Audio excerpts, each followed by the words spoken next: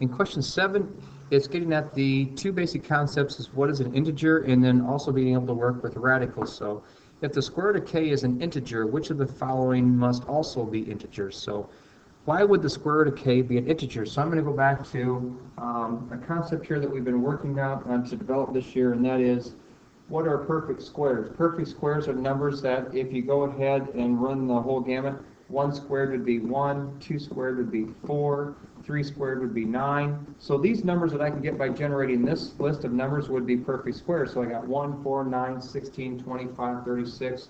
And the reason I bring these up is if you get a perfect square, like the 1, like the 4, like the 9, and so on, if you take the square root of a perfect square, sorry, not square root of a negative 1, the square root of 1, the answer is an integer 1, and the square root of 4 is an integer value of 2, and the square root of 9 is an integer value of 3, and so on. So every time you take the square root of a perfect square, you get an integer, and an integer is going to be a number that is, if I go back and review those quickly, negative 1, or negative 2, negative 1, 0, 1, 2. It's all the whole numbers and their opposites.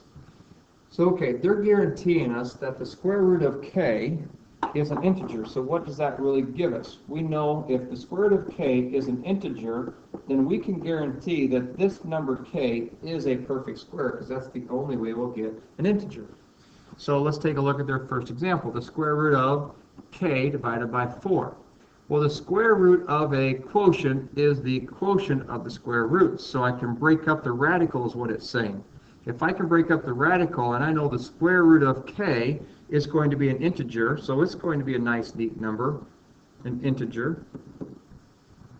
The square root of 4 is a 2, so can I always take an integer, any number that I want, any integer, I'm going to pull out a 3 and divide it by 2. Does that give me an integer for my very last value? And that is absolutely not. 3/2 is not an integer.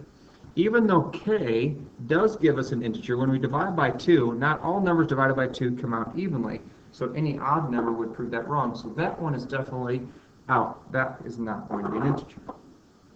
So it's a process of elimination here a little bit. So then the next one we're going to look at is what happens if you take the square root of 5k, that's all underneath the radical, squared. Well, squaring should completely undo the square root, so it's going to get rid of the radical, so it's going to be 5 times k. Well, if k was one of these perfect squares to begin with, if we take 5 times any of these perfect squares, 1, 4, 9, we're going to generate another integer, so that is an integer. So that's a keeper. We want to say, yes, that will always be an integer. Okay, and then we'll look at our last one, and it's the square root of 9k. Well, our radical rules say the square root of a product is the product of the square root, so I can break up the multiplication into 2 different radicals. But the square root of 9 is a 3 times, and the square root of k is an integer. And what happens when you take 3 times any integer number, such as a negative 2, negative 1, 0, 1, 2? That will always return another integer value back out. So this one is true. So if we look at our options here, we only want to have 2 and 3 as options, so letter D is your only choice that you can make on that one. So this gets at the heart of it all. It's getting at your ability to simplify radicals and also to know what an integer value is.